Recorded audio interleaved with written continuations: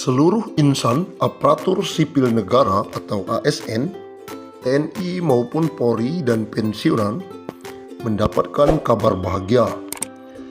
Pemerintah memastikan akan memberikan insentif tambahan. Insentif yang dimaksud adalah pencairan tunjangan hari raya atau THR yang akan disalurkan sejak H-10 sebelum perayaan Hari Raya Idul Fitri. Bukan hanya itu, mereka juga akan diberikan gaji ke-13 sebelum tahun ajaran baru. Menteri Keuangan Sri Mulyani Indrawati dalam konferensi pers secara virtual memastikan pemerintah telah menyiapkan alokasi anggaran. Besarannya bahkan mencapai 30,8 triliun.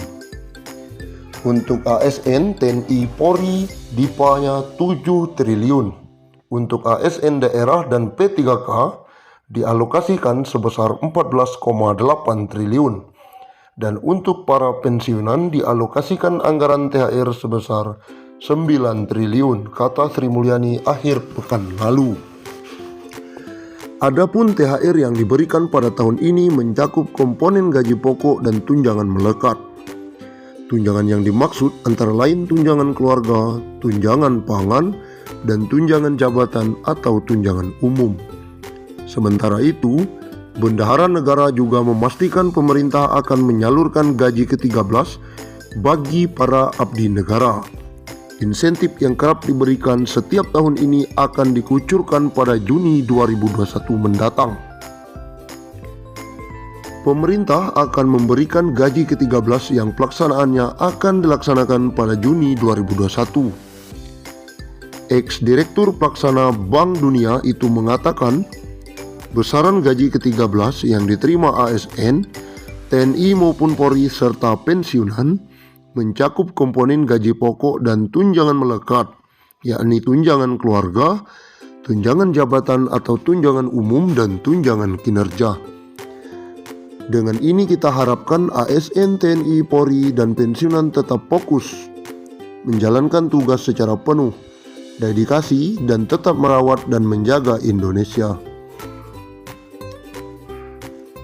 Berikut besaran THR dan gaji 13 tahun 2021 kepada pimpinan, anggota, dan pegawai non-pegawai aparatur sipil negara berdasarkan Peraturan Menteri Keuangan Nomor 42/PMK.05/21.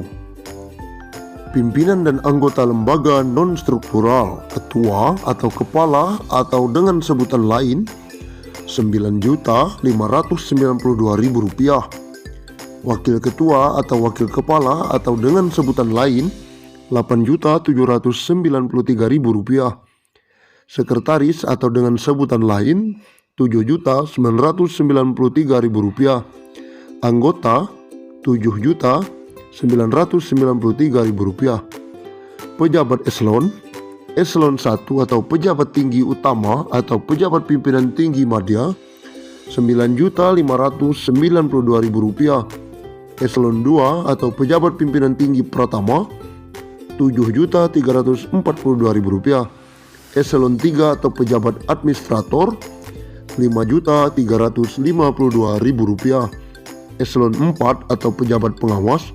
Rp5.242.000. PNS atau ASN dengan jenjang pendidikan. Pertama, pendidikan SD SMP sederajat, masa kerja sampai dengan 10 tahun Rp2.235.000, masa kerja di atas 10 sampai 20 tahun Rp2.569.000, masa kerja di atas 20 tahun Rp2.971.000. Yang kedua, pendidikan SMA atau D1 sederajat, masa kerja sampai dengan 10 tahun Rp2.734.000, masa kerja di atas 10 sampai 20 tahun Rp3.154.000, masa kerja di atas 20 tahun Rp3.738.000. Pendidikan D3 sederajat, masa kerja 10 tahun Rp2.963.000.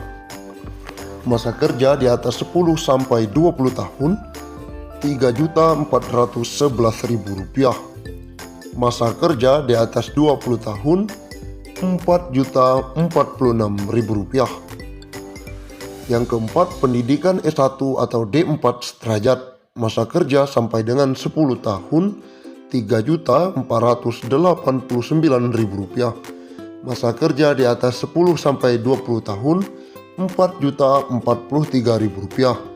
Masa kerja di atas 20 tahun Rp4.765.000. Yang kelima, pendidikan S2 S3 sederajat.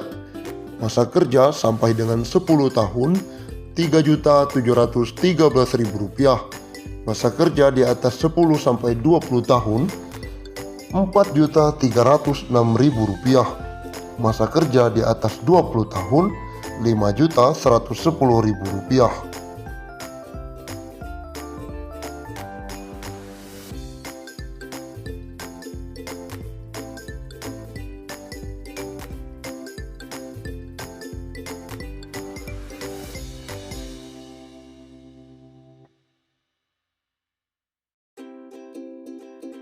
Gaji ke-13 pensiunan 2021 cair pada bulan Juni 2021 tanpa tunjangan kinerja atau TUKIN.